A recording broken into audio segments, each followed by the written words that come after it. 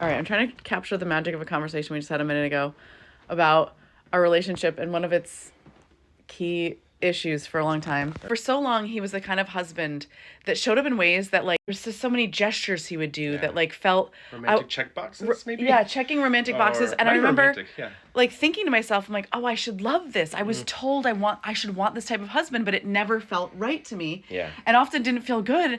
And then this other voice played in my head that, things that women are told so often that are quote unquote problems with women. Women are so ungrateful. Women just want more and more. Women are never satisfied. And I was like, am I never satisfied? What is wrong? Like, I thought I should want the things he offered a lot. Yeah. Well, you use the word adoration. You're like it seems like he adores me. Why doesn't this feel good? And I think the point is, if the adoration your partner's giving you doesn't feel good, it's not adoration. Like, for me, it was self-preservation disguised as adoration. Like, I really thought I liked you as much as I was capable of knowing even what I liked. But I really, really wanted to be safe.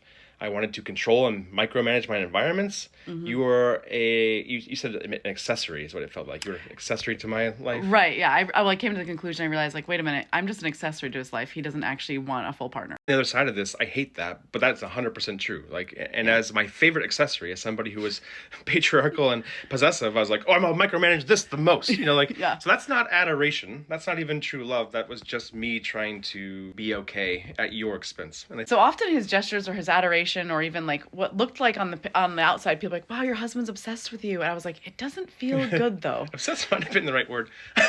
It might have been the right word. But not in a good way. Right. But his obsession came a lot from, like, he's a very anxious person. Yeah. And so a lot of the ways he would show me attention were to reassure himself about our life and our love. And if you ask the question, really, who was this for? Who is this gesture for? Who is this moment for? It was for him. Yeah. It was always about him and for him to make him feel better. So all these things that, like, should have been things that, like, made me feel, I don't know, all the ways in which women are told, like, oh, he loves you or he's obsessed with you, never felt good to me. Yeah. I had to come to grips with that I did not truly love you. I loved the way you made me feel. And I had to sit with that for a long time and ask myself, do I really love her? And the answer is yes, I do. But I had to change a lot of my behaviors accordingly. Yeah. Because actions do indeed speak louder than words. Yeah, I think that's a form of objectification that both people of any gender can do. Absolutely, yeah. The idea that, I love the way someone makes me feel. That's a way of objectifying someone. Right. Yeah, but in this particular culture, I think when men do that to women, the harm is amplified so much more than it is the other way around, I think, due to power dynamics. Yeah.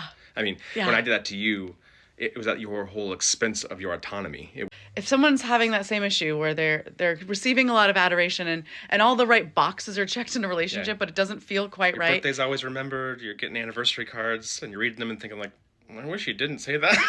It's true. I would often get things and I'm like, he would write me long letters about all the things he loved or, like, how he was in love. And I was like, somehow it doesn't feel good. I would rather this not happen. I would just rather not. I was deeply sensing something that was true about a relationship, that most of his actions had everything to do with him. But if you're saying it's about someone else, but you're really making it about yourself, that's when it feels very deeply inauthentic. Yeah.